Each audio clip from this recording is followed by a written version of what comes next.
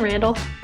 Where have I been? And I conference wise, I cover all fruit. So I did only one grape and wine conference this year, the Iowa one, and then I went to three other kind of other fruit woody crop ones. So I only went to one grape and wine conference this year, but it was obviously a good one. But what about you?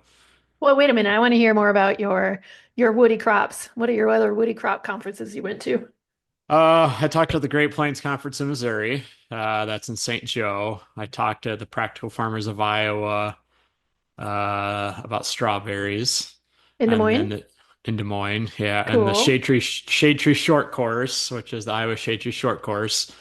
We talked about bud break and dormancy, and like when we talked with Tom Plocker about Petite Pearl and it breaks bud late. Um, I've talked a fair bit about chilling hours and that kind of stuff in some other settings, and so I gave two talks about dormancy and chilling hours and that kind of thing to it's like an arborist group. So it's a Hmm. big conference. They get like 700 people to that thing. It's Oh, it's a wow. pretty impressive group of people. So yeah, And I where did didn't that do as one? that was in Ames. That was in So Ames. yep. Yeah. Hmm. Yeah. Is So it Iowa people only, or is it surrounding states?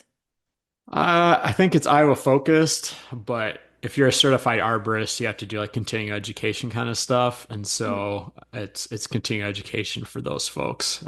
There's probably some people from out of state too. A lot of the speakers are, but Hmm. I didn't ask the attendees where they're from. That probably was bad on me, but I just go give my talk and go for it. So. And then leave and hope nobody talks to you.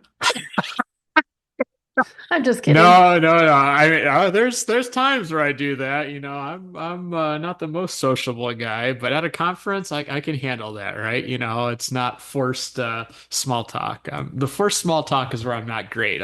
I can talk about plants all day, and come on, I know you bring the fun to conferences. You make it a good time. I try to, but I do need to go to bed at night and have my own space too. So yeah. What about you? Where have you all been? Wow, yeah, I've done a lot of conferences too. I've been telling my family and friends that conference season is finally almost over. I don't mean finally because I actually enjoy conference season. I do But too. yeah, I spend most of January, February, a little bit of March doing conferences, and networking and learning. And so, my first conference this year was in Monterey, California Okay. for wine marketing, and that was super fun.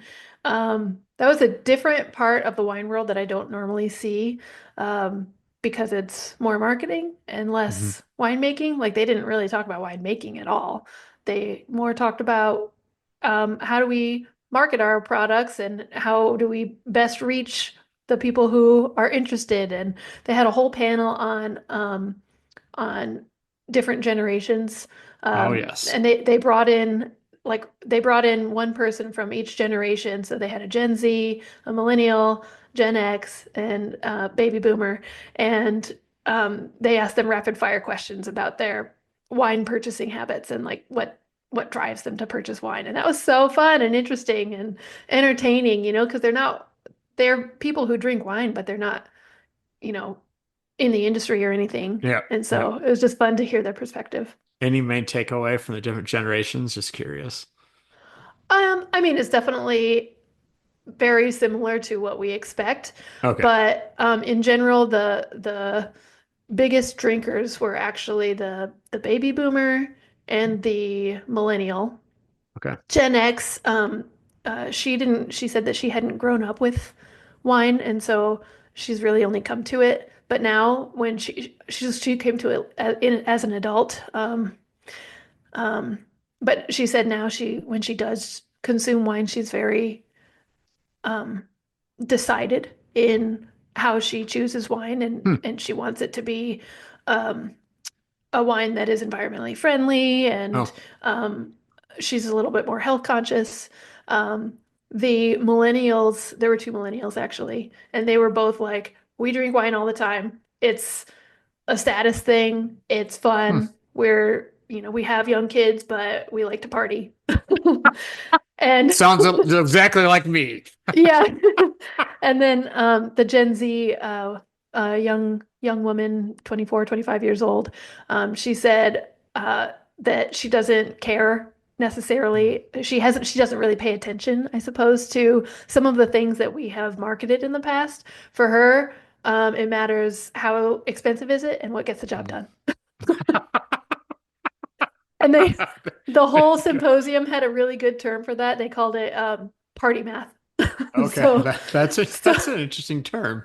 yeah, so if you have a brand that is filling in the party math gap, that might be a way to reach some Gen Zs.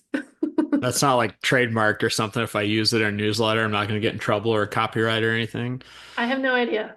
Okay, okay, So yeah, that was called the DTC Wine Symposium. okay. I would love to go again. It was fabulous. And of course, the week that I was there with my sister-in-law, Megan, who's our marketing director at Soldier Creek. And well, we were both there and it was warm, 65 to 70. Meanwhile, here back in Fort Dodge, that was the week it was like negative 30. Oh, So, yeah, yeah, so that was a good time to be in California. yeah, Right. definitely. Right after that, I went to Unified in Sacramento. So I had never been to Unified before. It was awesome. Um, it was great to see the giant trade show, Hmm, um, and to hear the state of the wine industry. And um, it there's some good hope. I know we've had a couple of tough good. years now, but there was some good hope, I think, for innovative products that we can be working towards. Um, Gotcha. so we'll see how that goes. We'll see how that goes in the coming future. And then Iowa's conference, that we had a great time. Randall and I were both at that conference together. The weather always sucks for it, but you know, Yes, that's a thing, right? So if you are listening to this and you're wondering what the heck Randall's talking about, we always get a snowstorm the second day of the conference, and yeah, it or prevents ice. people or ice, yeah. And it prevents people from either coming for the second day or even being able to get home the second day. Yeah, And yeah, that happened again this year. yeah. Um, so next year, we already have that change though. Next year, the conference will be March 24th and 25th. So hopefully we can um, uh, miss some of the snowstorm. Hopefully, hopefully, you never know, but hopefully, yeah. And Randall will give us a pruning workshop and Yeah. Yeah, yeah, we're doing it at a winery next year, so that's provide some more hands-on opportunities. So, yeah. yeah, Yeah. yep, very practical tips. So that should be Yep. a good time. My last conference was in Illinois. It was a joint conference between Illinois and Missouri, though, and that was really great. Good networking. That was in Southern Illinois in the Shawnee Hills, Okay. um, which we have interviewed a couple of Yeah. people from the Shawnee Hills area, and it's just a gorgeous place. Great for hiking. The weather was wonderful that week too. Just beautiful spring. And they have some fun varieties that we don't have here in northern Iowa. So I told my wife if we want a quick trip this summer, that's where we should go. You know, take the kids, do a little hiking, see something different, go check out some of the wineries and people we've talked to. So we'll see if it happens, you know. But yeah, we talked about it. So I yeah. agree. I think that that would be a really cool spot.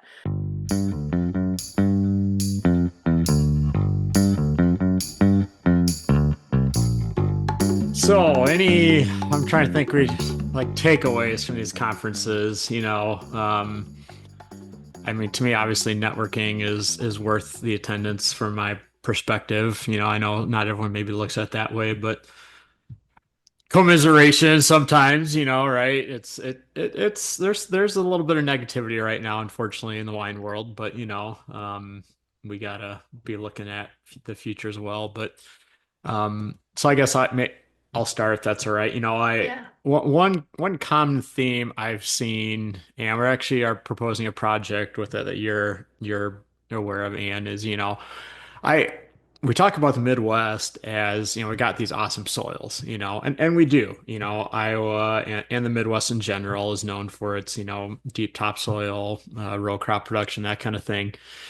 And so, you know. I remember when all the vineyards are being put in, everyone's like, "Well, I got to plant them so far apart. These vines are so vigorous," and we've kind of stuck with that theme, if you will. But when I drive around, we're not really seeing the vine vigor that we used to, and I don't know if it's a fertilization thing potentially, or some of these grapevine trunk diseases, or maybe we planted too far apart to begin with. But one of the common themes I hear is we got a lot of gaps in our trellis, space between vines, and um, with the supply demand being what it is, grape prices aren't really increasing, they're pretty stagnant. So people are looking at, hey, we need to, maximize our yield. And so I think that's a commonality I'm hearing from some Iowa producers, some producers out of the state as well, is, our vine vigor isn't what it used to be. Um, and we actually ran some projects this summer looking at the Yan in a lot of these locations, and I think at least a third of our samples had, below 100 ppm Yan, well below actually. So, um, there's some potential issues there. So I don't know if other regions are seeing that too. Growing these hybrids where everyone thinks they're so crazy vigorous, but we're not seeing that persisting as much as we used to.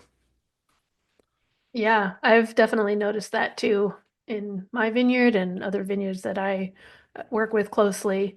Do you think that it has anything to do with, okay, so in Iowa, we're known for being very fertile, Mhm. but even the conventional row crops that we produce, we still fertilize those, Yeah, you know? So do you think yeah. that it's just this assumption that if we have a vine in there that has a long life and it's going to be there for 20 years or 30 or 40, 50 years maybe, it's just this assumption that, okay, well, we're not fertilizing it the same way as we normally do, but as we normally would if it was like a row crop field. But I mean, the rest of the world would still fertilize every single year, right? Yeah, I think a couple things. One is I think a good direction is, we're not as worried about being 100% weed free under the vines as we used to be. We wanted to Mhm. see like 3 feet of bare dirt under those vines. And when they're young, that is pretty important. And so I think some of the people are letting, a smaller weed free zone. So there's more competition for the vines. That's one factor. But yeah, a lot of these soils were row crop fields beforehand and were probably tilled quite a bit. And Mhm. so when you stop tilling, your organic matter starts to increase, which can tie up some nutrients a little bit. I mean, organic matter also decomposes and releases nutrients. But yeah, I think grapevines don't need a ton of nitrogen. I think sometimes we confuse that with no nitrogen, Yeah. and I think people want to do the right thing and not over fertilize, right, environmentally and all that kind of thing. But we're not applying 200 pounds of nitrogen like you would in a cornfield. But I'm also Right. not afraid to put on 50. I know some areas, like some of my colleagues out east, they would say that number is quite high. But again, they got different soils, they're growing different varieties, and so I generally tell people, start out 50 pounds of nitrogen per acre, and then you can up it or lower it just to kind of see where you're at. hmm And another reason that we've been talking about this is because we've been in drought for 4 years, which is the Yeah. longest drought that we've had since what did our weather guy say? The 50s? The longest drought we've had since the 50s? I was probably out grabbing another bagel or something like that when he went over that at the Okay. conference. Or Yeah, pounding so more coffee.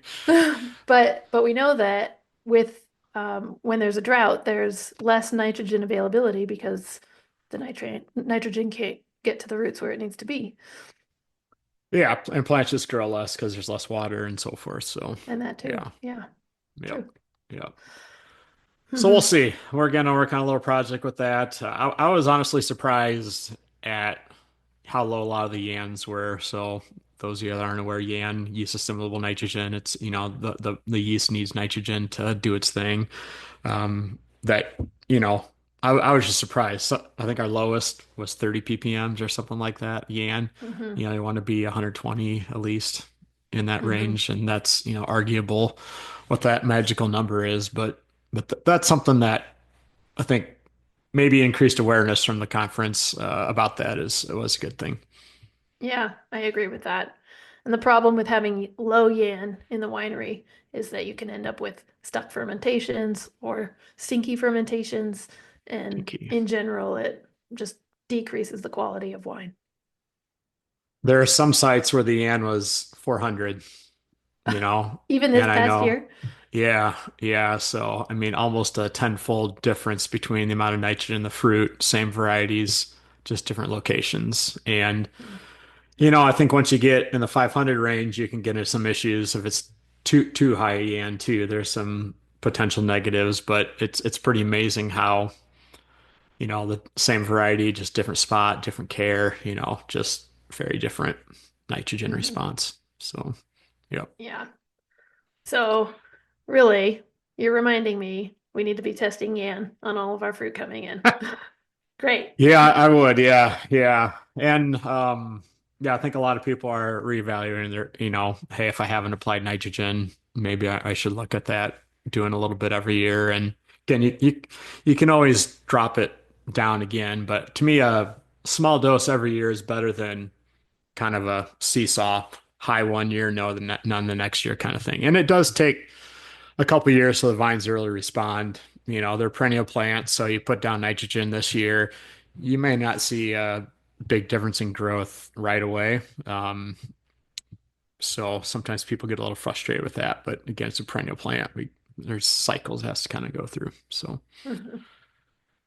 what about you? Wine side, Mhm. any good nuggets? Oh, good nuggets. Um, One of the things that I keep thinking about in Missouri and Illinois in the Midwest Wine Conference, um, we had a session about bourbon barrel wines, and Okay. we tasted six different wines, red wines aged in bourbon barrels. And so that was really fun. That's a trendy Yeah. wine style right now that some wineries are embracing. Um, and it's very interesting. It's a whole style of dry red wine, not necessarily fortified, although some of the samples that we had were Oh, fortified really? and then Okay. aged in bourbon barrels too. But some of these were not fortified. But the winery would have a bourbon barrel that they had newly dumped from a bourbon producer, and then they would put their red wine in it, and so then the red wine takes on that bourbony characteristic. Especially, we noticed a lot of notes of caramel, Hmm. smoky, very high char, toasted Okay. marshmallow notes. And a little bit of whiskey lactone too. I mean, it just you can smell the bourbon, the barrel aged bourbon in there. Um, they were really fun. I think it seems like a lot of people are doing it because of the collaboration with their local Oh, distilleries. Across they can find cross consumers, so consumers that like yep. bourbon, but maybe they don't know how they feel about wine. This might be a way for them to start, or vice versa. Might it might have um, some wineries customers who already like the wine would might taste this and then go to that distillery. So Mm. could be a nice collaboration Yep. effort. But I'm actually drinking one right now, Oh, a bourbon oh, barrel red. This is called Double Oak Reserve from Cedar Ridge, okay. right here. And is that in It's Iowa? they're in Iowa. Cedar Ridge is in Iowa. Um, Winery and Distillery, Double Oak Reserve, finished 3 to 6 months in Cedar Ridge bourbon barrels. So they use their own bourbon barrels, so that's Oh, fun. yeah. Um, and this is looks like a blend of both Iowa varieties and California varieties. Yeah, it's really nice. I mean, there's still some good fruit notes in it, but I also get a little bit of like a barbecue sauce, like Molassesy smoky, kind of thing, or not that? molassesy, Okay. totally, yeah, uh-huh. And I mean, it's not sweet by any means, but it's just fun and interesting. It's a fun style to try. I think we talked about this once, and like when these are entered in wine competitions, it's important to let the competition know that's what it is so that they can be. What's your thought on how to handle that? I know you help run the Illinois competition. Like, how are you guys handling that in terms of as a separate category, or how do you handle that? That's a very good point. We did create a separate category for it Okay. in Illinois. The Illinois um, the winemakers in Illinois, there's a few winemakers who are doing bourbon barrel reds, Okay. and we definitely felt like they are unique enough that they need their own category, because they're not typical to Yeah. other reds that they were being judged next to. So if you didn't know that it was bourbon barrel, you would think, oh wow, this is interesting, Hmm. weird almost. But as soon as you know it's been in a bourbon barrel, it's like, oh yeah, that's Okay. exactly why it smells like that. And so we did separate it out. We think it's important um to give it its own good chance. I don't know how to phrase this, but like oxidation, right? Is it good or Yes, bad? Right? right. It's Hmm. it's bad in some senses, but in those port styles, is it always Hmm. bad? You know? Right. I personally don't prefer oxidation, period. It's not my thing, but it's just odd how, again, I'm not the wine expert, but in some cases it's a fault and some there's some nuances for that add some positivity. So yeah. Sure. So you're not a tawny port drinker? I'm not. I mean, I'll drink it. I won't seek it out, the oxidation just bothers me. Yeah, Sounds like, like we maybe need to make a trip to Portugal and find out for sure.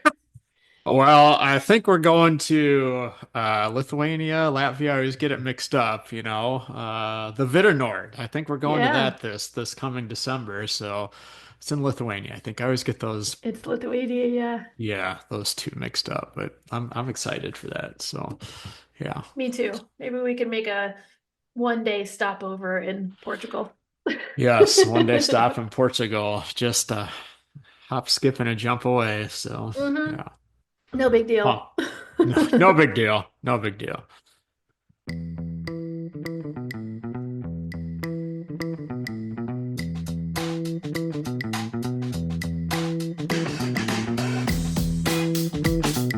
You got any other projects this year you're working on, or exciting wines you're excited about, or what else you got going on this season? Yeah, we are starting to move into more ciders. So Okay. we're working more with our apple orchard in town here called Community Apple Orchards, and they have a line of hard cider that we produce for Okay. them called Doc Otto's. And Doc Otto Is there a was historical? yep, Okay. he was the original orchardist at the apple orchard here. So, and that was decades ago. I don't even claim to know the history exactly, Okay. but we have some really fun flavors coming out. So we have an original that's just apple, straight apple, 100% apple. And then we also have some fun flavors coming out. So we're doing an apple and blueberry. We have an Okay. apple and raspberry coming out. And that has been really fun. Completely different than my normal wines. Uh, but it's been really fun. There's a lot of crossover and a lot of fun new things to learn, like canning, for instance. We're doing a Oh, bunch of canning, more kegging, and I think a lot of those things can be applied to wine too. So okay. it's been a really fun experience. So do you guys have a canning line now, or is it someone custom does it, or? Yeah, we do not have a canning line. We are Okay. hiring a mobile canning line Okay. Yep. to come can for us. He does Gotcha. a great job. Interesting. That's Hmm. cool. So do you I don't know, do you do a blend of different apple varieties? And if this is a secret, don't like let it out what you're blending or something like that or It's a secret, and it's so secretive that I don't know it. it's No, whatever it's they provide you. it's It's whatever they provide me with. It's not a secret, but I think it's just a blend, so Yeah. they, and I'm sure it changes a little bit every year depending Yeah. on what they have available. We did do some fun experimentation this last year. Um, so, there's different types of apples, right? There's sweet apples, there's sour apples, there's the bitter apples Yep. with tannin. I'm sure they use an appropriate blend-ish of all of those. But last year for 2024 harvest of apples, we took cider juice from different harvest dates um, Oh, to try and get different aromas and different acidity levels, different sweetness levels. So the first apples that came in September were really good acid and they were delicious. hmm. Really fresh apple aroma. And then as the harvest went on, we got to less acid, more sugar Yep. apples. And so now we're finally blending it all together, and it's been really fun to see how the Hmm. cider changes as the harvest goes on. Um, with a really fresh, crisp apple cider in the beginning, and then a more alcoholic, less acid cider at the end. I might say a little bit more bland, but Oh, it provides a great blending base. okay. So now we get the fun activity of picking which lots we want to do to make the final blends. So it's Yeah, fun. I do like some cider. And Yeah. yeah, yeah, I do. Yeah, cool. Ciders are fun for everybody. If you're a wine drinker, cider is great. If you're a beer drinker, cider is great. Yeah. Um, Cider's fun all around. So, yeah. How about you? Do you have some fun projects coming up? Fun projects. Yeah, what we talked about before we started recording, I this won't be planned until 2026, but most hybrid or cold hardy hybrids aren't grafted. And so there's if we don't have to graft, that's a good thing because it adds a layer of complexity. But I've done a bit of soil sampling here and there, and we've had some nematode issues in some spots, and in the orchard industry, it's called replant disease, where let's say you have an apple orchard, you don't like, let's say it was Red Delicious, and people are kind of tired of Red Delicious, and they plant something else. Well, if you just don't replant with proper rootstocks, the trees kind of stall out or what have you. And so, we got some growers evaluating, hey, I planted XYZ cultivar. There's a glut of it right now, or it's not yielding what I wanted. Do I pull them? If so, what do I replant? Because the vines are the cheapest part of that vineyard. It's the trellis that really costs money. If you're looking at, obviously the land costs money, but the vines, since they're self-rooted in Iowa or most of the upper Midwest, they're pretty cheap. $4, something like that. And we only plant generally 8 feet apart, 10-foot rows, so only 545 vines per acre. I mean, $2,000 isn't nothing, don't get me wrong, but the trellis is 5 times that, give or Right. take. But so, I've been working with a couple people on some rootstocks to see if we're going to we're grafting Marquette and Petite Pearl to Mm, see how they'll handle. We're going to pull a vineyard this fall and immediately replant them with these vines that I'm getting grafted this winter. And yeah, we'll see how well the different varieties do under the replant side of things and also maintaining that vigor, right? We talked about how, we got some vines that are stalling out. Again, is that an age thing? Is it a management thing or nitrogen thing? Can we maintain that vigor? So part of me really wants the rootstocks to work because like I'm doing it, and so it'd be nice to see results. And the other part of me wants to not work because unrooted vines are just way easier to deal with. So I got kind of mixed feelings about it. But we're trying some of the standard rootstocks out there. 3309, all those kind of standard ones, but we're also trialing some of the nematode resistant ones that came out recently. Oh, I think their names are Minotaur, Manitor, and Kingfisher, if I remember correctly, see if they can handle our cold. And then University of Minnesota has a couple rootstocks that they produced in conjunction with another university that we're trialing that have some documented phylloxera and nematode resistance. And then University of Minnesota did a study a long time ago, St. Pepin. Do you guys have St. Pepin? Yeah, we do. Okay. Yeah, and some places it struggles with vigor, it doesn't yield super good. So they did a rootstock trial 20 some years ago, and they used like some Elmer Swenson hybrids as rootstocks and some Riparia from farther north as rootstocks too to see if they can bump up the vigor of it. So yeah, I think we got 16 rootstocks, something like that, a lot of rootstocks. So it's I'm excited for that. Again, it's not planted yet. And then what else do I have going on? I'm trying to, Wait, oh, I have questions about rootstock, but if okay. you're going to Yeah, move go on for from it. that. Okay, Yep. so as you mentioned, in Iowa, we don't typically have grapevines that are on a special rootstock. That usually it's the grapevine own rooted. So Yep. it's a plant that comes from a cutting and then we propagate it and it grows roots and then you stick it in the ground. Yeah. So what's the process of even creating a rootstock, grafted vine? And then also like in basic terms, because I don't, it's all new to me. Why do we even do it? Like, what would be the goal?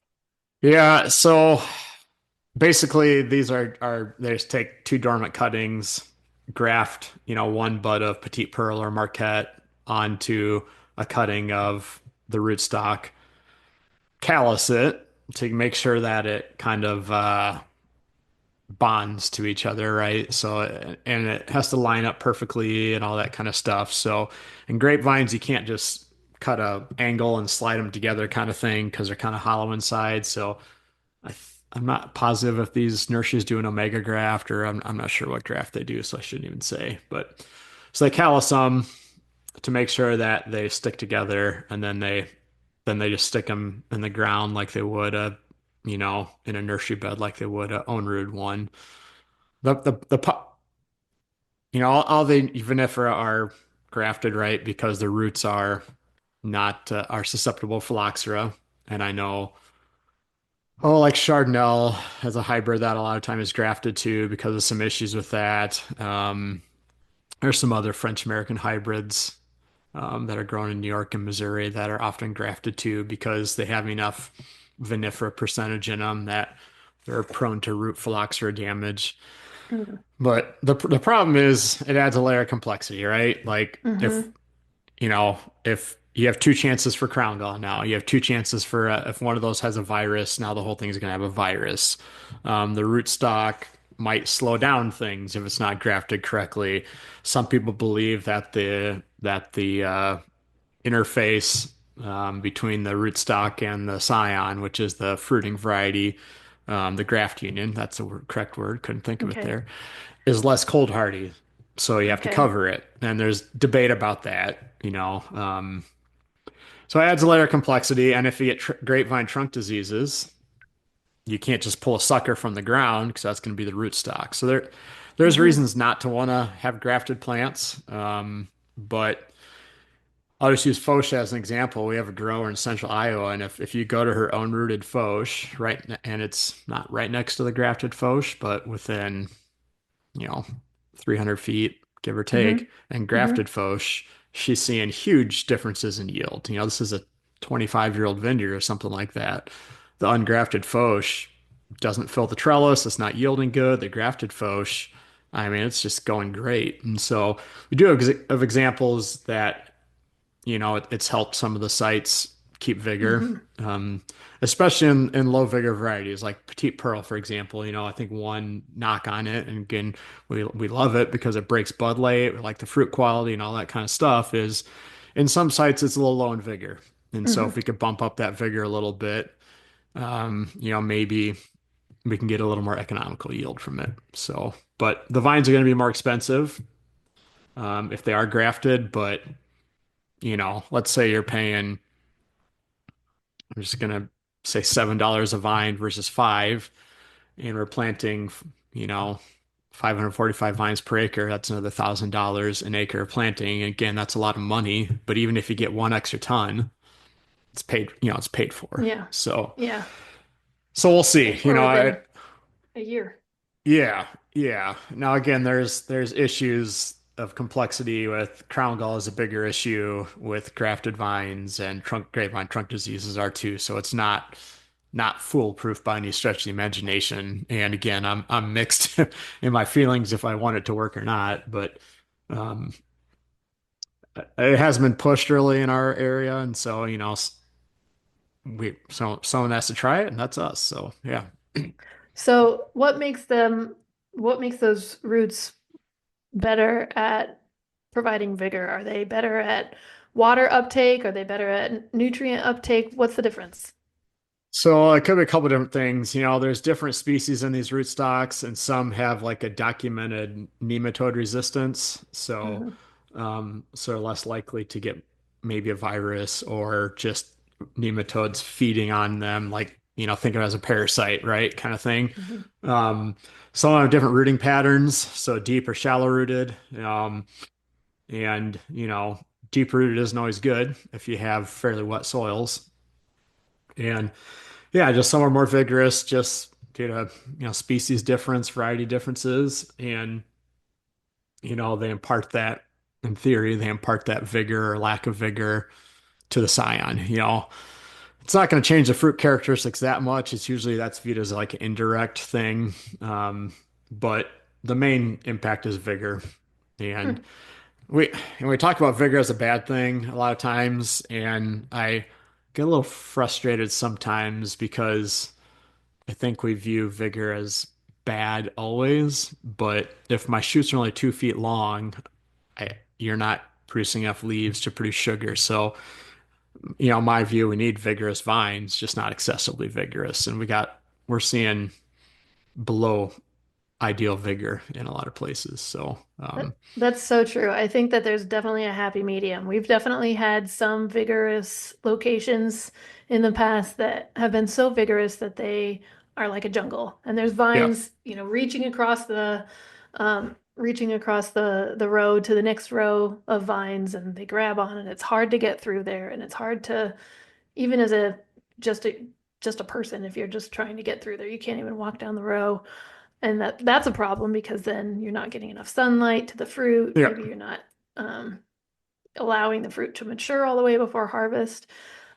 But on the other hand, we also have very, very low vigor, and that would be like a Charlie Brown Christmas tree kind of thing. Like they just look like spindly little sticks, right? yeah, yeah. And You can't that's make money off of and that. then especially if you still see 60 or 70 clusters on an 8 foot spacing, and then you only Yeah, have a couple of spindly leaves, that yeah, vine's not going to hold up. And no. good luck if it even can make it through the winter. Yeah. Yeah. I would rather have too high vigor than not enough because I there's ways to decrease vigor, but if my yields are below my cost of production, that's not a viable business, unfortunately. So, yeah, we're Yeah. not selling fruit for $3,000 or $4,000 a ton here. We're selling it for less than 2,000. Yeah. Yeah. So, you gotta you gotta have yield to make money too. Hmm. So Okay, yeah, so now that's you had one more thing that you wanted to talk about, and I interrupted because I didn't know trying to anything about remember what that rootstocks. is. Sorry. Oh yeah, I'm doing some tissue sampling. I got a grant to some tissue sampling in vineyards. There's been some debate about whether petiole samples or leaf samples is more accurate and so forth. So I got some money to have a bunch of growers do some tissue sampling so that I need to start recruiting people on. So Cool. yeah, So what will that look like?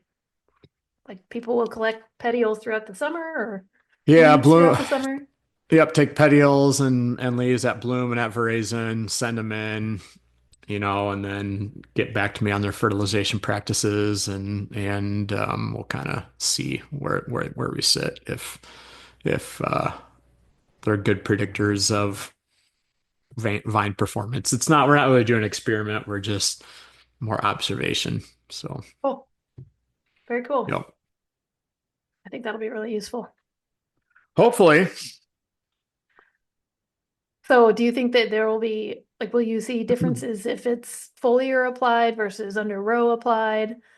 Um, Yeah, I'm I'll first say I'm biased in this situation in that I think we love the idea of foliar fertilization because it is easier to do because we're already spraying and not everyone has a great broadcast spreader, but a lot of people have really good sprayers. mhm, And so I personally am skeptical and there's studies to back this up that vines need a lot of nitrogen, and a leaf can only absorb so much nitrogen. And there's really good numbers that spraying urea around for raisin can bump your yan. It's a great tool for that, right? So let's say we have some of these vineyards like we've talked about that are too low in vigor. Maybe they didn't get their nitrogen on the ground.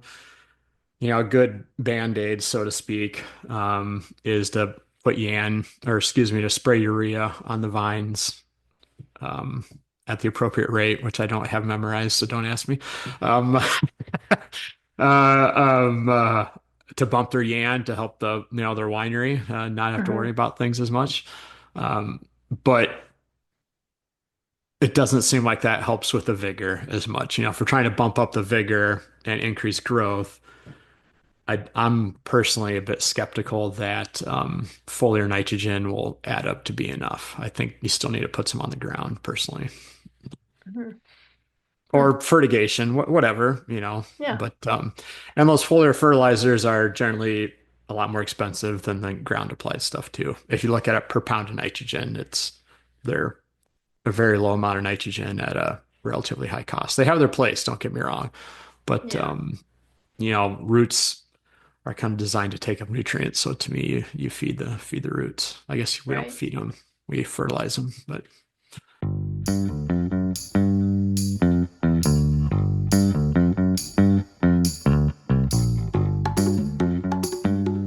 So you mentioned fertigation. How many vineyards in Iowa would you say have irrigation lines in place that they could use for fertigation? less than 10%, Okay. and we have two growers putting it in now because of all these drought issues we've had, and given their locations. And yeah, I can go both ways on irrigation. You still need to water anyway year one, basically when you plant, unless you have a great growing season where you get the right amount of water and all that kind of stuff. So Mhm. um, I don't like having to irrigate, but we, you know, I know a couple of growers that started 15, 20 years ago, they put in irrigation, they stopped maintaining it. And yeah, it probably would have been helpful the last couple of years here. Now they So wish they had it. Yeah. yeah, yeah. But yeah, you can look at it two different ways. It's expensive to put in, but the first question is, do you have enough water to do it? Hmm. A, in your area, do you have enough water? And B, do you personally have enough well capacity? Or, it takes takes a lot of water. So Hmm. Right. And it's hard to justify putting in irrigation when sometimes in June we're completely flooded. yeah, there's too much water. Yeah, this is the truth. Yeah, But then it's we have still, yeah. both extremes. So Hmm. And also, if you're listening, we are in Iowa. And Iowa, I don't know about you, but I feel like Iowa is right on the border between Western climate yeah, and Central Eastern climate. Do you agree with yeah. that? Yeah, because I grew up 10 miles in South Dakota, and it's quite a bit different than down here in central Iowa where I live. Yeah. Yeah. I mean, it stays frozen more in the winter, it's drier, soils drain better than in the eastern part of the state. But yeah, Hmm. it's kind of a boundary line. But we'll see. We've been on average, other than these last few drought years, we've been on an upward trend for precipitation, but who knows with these predictions what'll happen water wise. I don't know. Yeah, so we'll see.